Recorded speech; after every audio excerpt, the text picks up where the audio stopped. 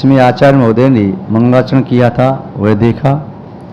श्लोक नंबर 2 जिसमें आचार्य महोदय ने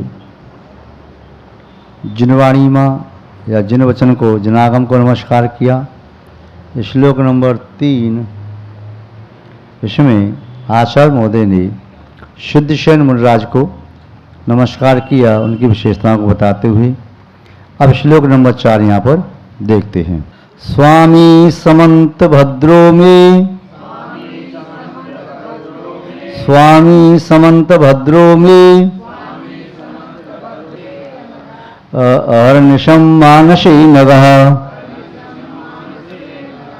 तिष्ठतार्जुन राजोद्य, तिष्ठतार्जुन राजोद्य शासनाम्बुदि चंद्रमः, शासनाम्बुदि चंद्रमः स्वामी समंत भद्रो में अरनिशं मानसे नगः तिष्ठतार्जुन राजोद्य शासनाम्बुदि चंद्रमः। आचार्य भगवान शिवकोटि मुनिराज ने भगवान महावीर स्वामी व 24 तीर्थों की वंदना करने के उपरांत जिनागम जिन वचनों की वंदना की। पुनः उस समय के प्रसिद्ध आचार्य प्रभावक आचार्य सिद्धसेन स्वामी की स्तुति की। सिद्धसेन मुनि जी याद भट्टारक पदेश्वरः और भी ध्यान परायण, इस प्रकार उन्होंने उनकी विशेषता बताई। संभव है आचार्य सिद्धसेन स्वामी दर्शन स्वामी के समकक्षी रही हों। सेन, दर्शन, सिद्धसेन, महासेन, विष्णुसेन इत्यादि अन्य सेन नाम के धारक साधु रहे। सेन संघ स्थापित उस समय हुआ तो उनकी स्तुति की। पुण्य आचार्य महोदय यहाँ पर अपनी प्रत्यक्ष गुरु श्री समंतवत स्वामी की स्तुति कर रहे हैं। आचार्य समंतवत स्वामी भी जिन शासन के प्रभावक आचार्य हुए। आचार्य समंतवत स्वामी के संबंध में अन्य आचार्यों ने भी स्तुति की है। चाहे छत्र चूड़ामणि ग्रंथ के कर्ता आचार्य अजित सेन सूरी, जिनका मूल नाम था औडय देव, ये तमिलनाडु के थे। बाल्य अवस्था में जिन दीक्षा स्वीकार की, जैन वाङ्मय का तल स्पर्शी अध्ययन किया और जैन वाङ्मय की प्रभावना की। आचार्य सेन स्वामी वाद प्रतिवाद करने में बड़े निष्णात साधु थे। कोई भी शास्त्रार्थ करने के लिए उनके सामने आए तो पराजित होकर घुटने टेक करके ही जाता। उन्होंने भी आचार्य समंतवत स्वामी के बारे में क्या लिखा है? उन्होंने लिखा, कवि नाम गम का नाम, वादी नाम बागमी बाग नाम अपि, यशय समंत भद्रोयम मुर्गन चूड़ामणियते। जिस प्रकार चूड़ामणि रत्न मुकुट में शोभा को प्राप्त होता है, उसी प्रकार आचार्य समंतवत स्वामी कवियों में श्रेष्ठ कवि हैं। कवि गमक ज्ञानी पुरुषों में श्रेष्ठ ज्ञानी पुरुष हैं। और आचार्य समंतवत स्वामी वाद विवाद करने वालों में श्रेष्ठ वाग विजेता हैं। वाग्मी नैयायक, ये उत्कृष्ट नैयायिक और वाग्मी है। ऐसे आचार्य समंतवत स्वामी को मैं सिर झुका करके चूड़ामणि की तरह से मान करके उन्हें प्रणाम करता हूँ। यूँ तो आचार्य समंतवत स्वामी की स्तुति जिनसेन आचार्य ने भी की, अन्य आचार्यों ने की, किंतु यहाँ पर आचार्य शिवकोटि महाराज स्तुति कैसे कर रहे हैं वह यहाँ बता रहे हैं। उन्होंने स्तुति की स्वामी समंत्र भद्रों में। पहला शब्द क्या है? स्वामी। स्वामी शब्द का अर्थ क्या होता है? स्वामी शब्द का अर्थ क्या होता है? आप कहते हैं आदिनाथ स्वामी, महावीर स्वामी, पार्श्वनाथ स्वामी, चंद्रप्रभु स्वामी, शांतनाथ स्वामी, नेमनाथ स्वामी, स्वामी शब्द लगाते हो। स्वामी का अर्थ क्या है? स्वामी शब्द का अर्थ होता है जो स्वयं का मालिक है, जिसने अपनी आत्मा पर शासन किया है, इंद्रियों को जीत लिया है, जो अक्ष विजेता हैं, जिसे पर वैभव नहीं लुभाता, आत्मा की वैभव को प्राप्त करने के लिए जो तत्पर हैं, या आत्मा के गुणों का भोग करने वाले, जो आचार्य महोदय प्रभावक हुए, जिन्होंने आत्मा का रस लिया, रसास्वादन किया, आत्मा का आनंद लिया, उनके साथ स्वामी शब्द का प्रयोग पूर्व परंपरा से चला रहा है। आचार्य कुंद स्वामी, आचार्य समध्वत स्वामी, आचार्य गौतम स्वामी, इंद्रभूति गौतम, या आचार्य उमा स्वामी, आचार्य पूजपाद स्वामी, आचार्य दर्शन स्वामी, भद्रबाहु स्वामी, आचार्य जिनसेन स्वामी, रविशेण स्वामी, शुभचंद्र स्वामी, तो इस शब्दों का प्रयोग किया। तो यहाँ पर आचार्य महोदय कह रहे शिवकोटि महाराज, स्वामी जो स्वयं के मालिक, और आचार्य समध्वत स्वामी का जीवन चरित्र निस्संदेह इतना रोचक, आकर्षक और संघर्षमय रहा है कि उनके जीवन चरित्र को सुनकर के व्यक्ति वरवश उनके चरणों में झुक जाता है। आचार्य समध्वत स्वामी का जन्म भी तमिलनाडु क्षेत्र के उरगपुर जिले में हुआ, और इनका बचपन का नाम शांति वर्मा था। क्षत्रिय राजकुमार थे। 10-12 वर्ष की अवस्था में ही संसार शरीर भोगों से विरक्त होकर के मोक्ष मार्ग पर आरूढ़ हो गए। बाल्य अवस्था में ही यथाजा दिगंबरी दीक्षा को स्वीकार किया। कर्म किसी को छोड़ता नहीं, जिसने कर्म का बंध किया है वही जीव उस कर्म के फल को भोगता है।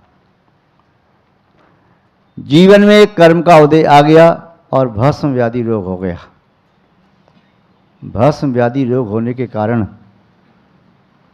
उन्होंने अपने गुरु महाराज से प्रार्थना की, प्रभु शरीर इस रोग से पीड़ित है, मैं आहार करके आता हूँ, कुछ देर में ही वह भोजन पच जाता है और क्षुधा की वेदना तीव्र होती है, असह्य वेदना हो रही है, इसलिए मैं समाधि को स्वीकार करना चाहता हूँ, क्योंकि आप कहते हैं जब रोग का प्रतिकार न हो, बुढ़ापा आ जाए, उपसर्ग आ जाए, तो उस समय धर्म को न छोड़ते हुए शरीर छूटता है तो छूट जाए, संलेखना स्वीकार कर लेना चाहिए।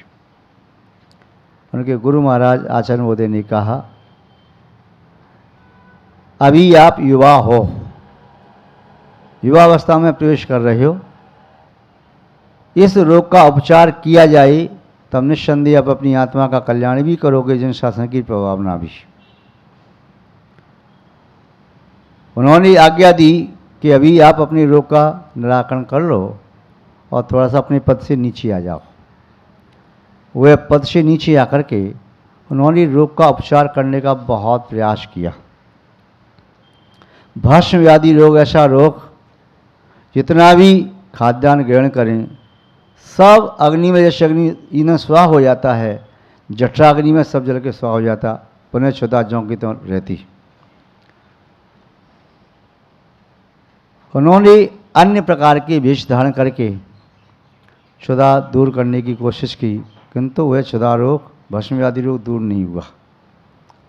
पुनः बनारस में आकर के शैव मंदिर में निवास करते हुए उन्होंने देखा यहाँ शिव जी के पास भोग बहुत चलता है, खाद्यान्न पदार्थ मिष्ठान बहुत आता है, किसी तरह से मैं यहाँ रहूँ और पुनः ऐसे भोग के माध्यम से रोग का शमन करूँ। वे वहाँ पर ठहरे और वहाँ के पुजारी से कहा, राजा से कहा, महाराज आपका पुजारी कैसा है, यह शिव जी को भोग नहीं लगाता। राजा ने कहा, तो क्या आप लगा सकते हो? बोले, हाँ महाराज, और शिव जी भूखे हैं, ये सब भोग खाएंगे अभी। राजा को आश्चर्य हुआ। उसने कहा, यदि नहीं लगा पाए तो? बोले, महाराज फिर तो आप जो चाहें सो करेंगे। और वे युवा संबदृष्टि तपस्वी समंतभद्र उस मंदिर में पेश किया। कहा, कोई मेरे पास नहीं रहेगा।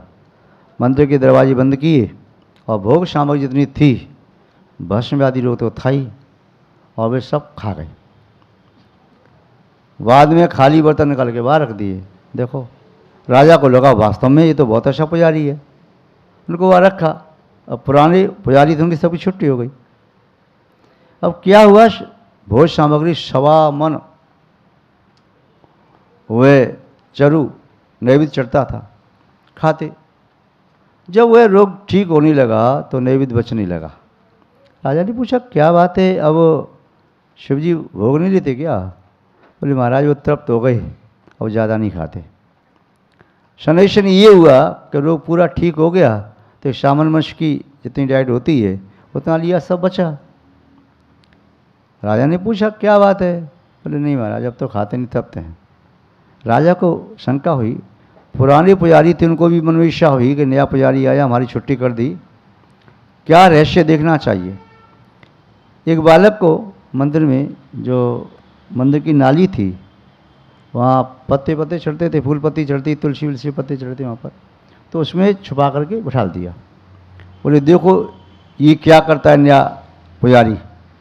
देखा को तो भोग शिव को लगा कर स्वयं खा पी करके और पैर फैला के आराम से सो रहे। बालक ने कह दिया ये तो ऐसे करते हैं। अच्छा, तो पुराने पुजारी ये थे राजा के पास के, महाराज इस प्रकार वह नया पुजारी आपने रखा है वह गलत है, ठीक नहीं है। राजा ने कहा कोई प्रमाण है क्या, ऐसी बकवास करते हो? नहीं महाराज प्रमाण है। क्या प्रमाण है? इस बालक को हमने छुपा दिया था, बालक ने अपनी आंखों से स्वयं देखा है। पूछिए, बालक झूठ नहीं बोलेगा। बालक को डरा धमा करके राजा ने पूछा क्या देखा आपने? बालक ने ज्यों की त्यों कह दिया। राजा बड़ा कुपित हुआ। शिवकोटि राजा था वहाँ का राजा, जो ग्रंथ के करता है, बहुत कुपित हुआ। इस प्रकार मेरी देवता की अभिनय करता है और कहता है मैं भोग लगाऊंगा और स्वयं खा जाता है। बहुत कुपित हुआ। उस बालक ने बताया कि वह तो प्रणाम भी नहीं करता, नमस्कार भी नहीं करता, का कोई ख्याल नहीं, और पैर फैला के ऐसे लेटा। राजा ने कहा चलो मैं इसकी परीक्षा करता हूँ। बोले आप इसको नमस्कार करते हो? बोले नहीं। भगवान मानते हो? बोले नहीं। क्या करते हो फिर? बोले आपको मालूम ही है, मुझे बताना क्या? आपको नमस्कार करना पड़ेगा। महाराज आपका कथन अनुचित है। नमस्कार तो व्यक्ति श्रद्धा से करता है, मेरी श्रद्धा जहाँ होगी मैं नमस्कार करूँगा। दंड के वैसे तो मैं नमस्कार नहीं करता, अपना सर कटा सकता हूँ भले। ठीक है, कटाओ अपना सर, नमस्कार करो, नहीं तो कल प्रातःकाल सूली पर चढ़ा दिया जाएगा। किसको डराते हो? ये कोई कुमड़वतिया नहीं है, छुमी के पौधे नहीं है कि उंगली दिखा के मुरझा जाएंगे। मैं भी छत्ती राजकुमार हूँ। क्या कहना चाहते हो? नमस्कार कहना चाहते कहते हो मुझसे? संभालो अपने देव को, मेरा नमस्कार झेल नहीं पाएंगे। राजा ने कहा ज़्यादा अहंकार की बात नहीं करना तपस्वी, मैं ये नहीं देखूंगा तू तपस्वी है कौन है, तेरी उद्दंडता का फल तुझे चखाऊंगा, दंड दूंगा। कल प्रातःकाल तुझे नमस्कार करना ही होगा, ठीक है? किंतु मैं भी तुम्हें पहले चेतावनी देता हूँ राजन, अपने देव को संभाल के रखना, बांध के रखना। कुछ हो जाए तो ये नहीं कहना सबके सामने कि मैंने कुछ किया। राजा भी क्षत्रिय राजकुमार तो था ही, शिवकोटि, और समंतवत भी क्षत्रिय राजकुमार थे। कोई वैश्य जैसी भाषा तो बोलना जानते नहीं दोनों निर्भीक। प्रातःकाल का समय, रात्रि में समंतवत आराम से सोए। रात्रि की अंतिम प्रहर में ज्वाला मालिनी ने स्वप्न दिया, आई, कहा पुत्र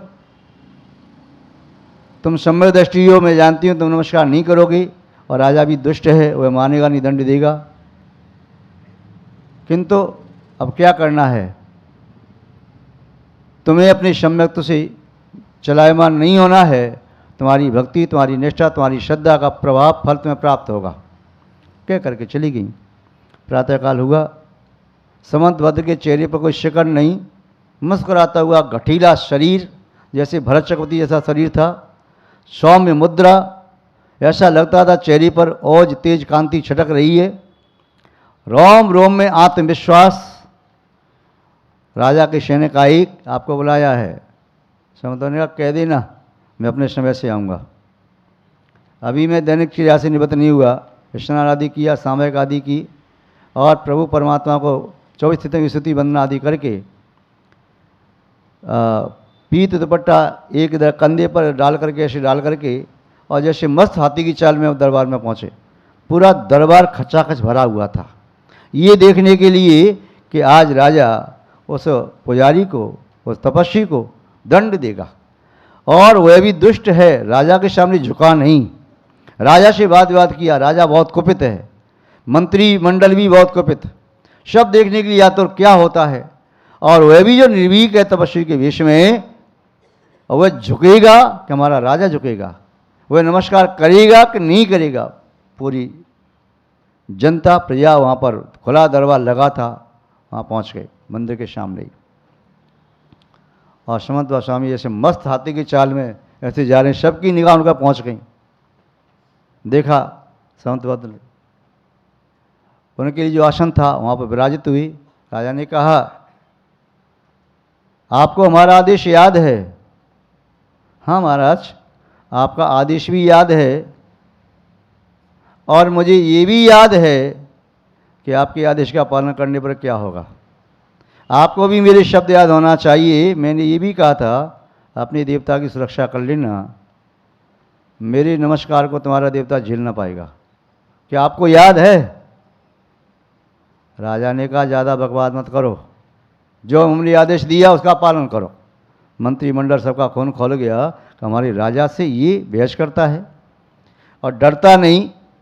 तो कहा ठीक है महाराज, और वहाँ पर पद्मासन लगाया, बैठे और स्वयं स्तुति पढ़ना प्रारंभ कर दिया।